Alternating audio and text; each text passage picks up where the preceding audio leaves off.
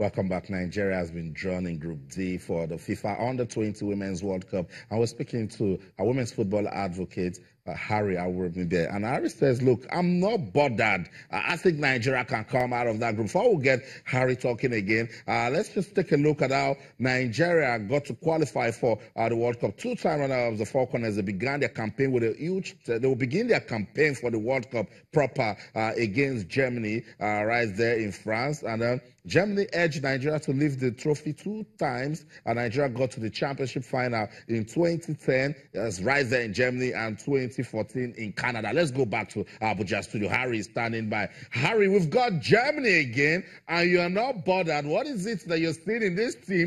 Because you've mentioned Rashida Ajibade, yes, and I think that, but football is teamwork. What is it that you've seen in this team that is giving you so much confidence? Austin, if you ask me, I will tell you straight away. I've seen, cohesion in this team. I've seen intelligence in this team. Seen a good technical bench, that knows their onions. Christopher Danjuma, the combination of Christopher Danjuma, Coach Monsul, Coach Lati, the goalkeeper trainer, and the female assistant coach in Wemimo. They've worked so good, going through the qualifiers, scoring a lot of goals with Rashida Ajibade, one of the Africans' highest goal scorers.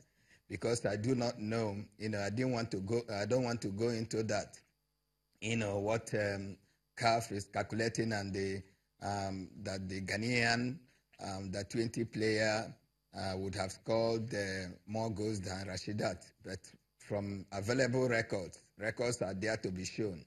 Rashidat Ajibade scored a whopping 10 goals in the qualifiers all by herself, scoring, like I did say earlier, braces, in 4 occasions.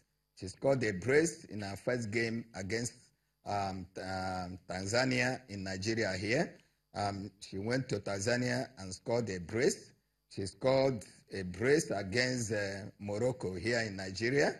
And she went to South Africa, in a match against South Africa, the last game in Nigeria too, she scored a brace. And, she has done so well. And we have people, some other attackers like Anam Imo. We have Charity Ruben. We have Ijamilisi Florence, very athletic, very energetic. And this team, combines fitness, with intelligence. And there's a new girl on the block, the Gift Monday. She joined this team after 4 games. And the 2 games she scored, she played, she scored, a goal each. So, and like I told you, this time around, definitely we are going to get out of that group with Germany. We are going to take Haiti to the cleaners. And China, I'm sorry to say, have not been doing well in the past years. The powerhouse in Asia, world female football, has shifted to North Korea. Yes. North Korea is the champions for the under-17. North Korea is the champions for the under-20. That's right. And they've been doing so well. So I can see Nigeria, Germany coming out of that group. It's not going to be, what people think. Football will give us the answer. But Harry, the competition will kick off in August. This is March. Yes. What should the NFF start doing to put together a formidable team? Because we have seen the draw now. I think we should get to work. Sure, Austin. I'm an apostle of long-time planning. And if we must get something, because one of those that said, when I joined Nigeria Football Federation, that it's not enough qualifying and going to make up the numbers.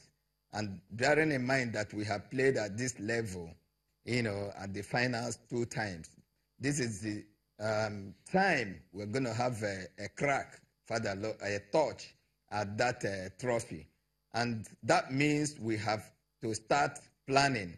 We have to play a number of friendly matches, with the Asians, with the Europeans. How this thing go every 2 years is that we know we're going to play a team from Europe, That's right. a team from Asia, a team from Oceania, a team from CONCACAF, a team from CONMEBOL. So when you know all this, we should be able to plan our friendly matches. We need to play. These girls need to play quality friendly matches. And we need to, let us resort to going for training tours. At least 4 weeks, close camping in Europe. Thank God we are playing in France.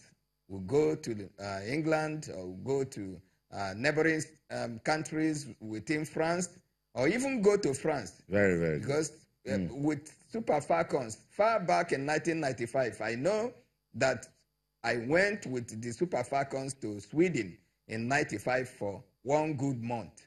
And that is where they prepared, before the competition proper. So if we plan well, that is what I want us to do. Proper planning, then this crop of players that are going to be the bedrock of our aging Super Falcons. That's true. Thank God the waffle competition they played about 2 weeks ago. It should. No fewer than 8 players from this Falconets were in that emerging Super Falcons. And that's good. That's good experience for them. Good exposure. It makes them, puts them in the right frame. They are the ones that will take over from the current players in the Super Falcons. Harry, before I let you go, today we're celebrating the International Women's Day. When you look at football, the women, what sort of contributions have they brought to the development of football in Nigeria? Well, in Nigeria, let us give it to the women. When our Super Eagles, Super Falcons, I say every time because I've been, 3 decades and counting. I've been with this team. When the Super Eagles were struggling to qualify for the first ever World Cup in US 1994, the Super Falcons had already played in the FIFA World Cup. Wow. In China, 91. Wow. It was 3 years after. And what they performed by qualifying, by being the first African women team to qualify for the World Cup, FIFA World Cup in 1999 in China, propelled our boys now to fight tooth and nail to qualify for US 1994. So give it to the women. The Nigerian women have done so well. In Nigeria, we have 4 times African Footballer of the Year, Pt.2. Wow. You can't take it away from Nigeria. And we have done so well. Look at Chioma Ajunwa, the first Nigerian to get individual gold medal. She was the player of the Super Falcons. She played in the first Women World Cup in China, 1991. Very many people do not know it. Harry, I must say thank you. Thank you so much for speaking to us tonight on the program, and most importantly, for celebrating women. Thank you so much, Harry. So that's it, women's football advocate Harry Awurumi speaking to us from our Abuja studio.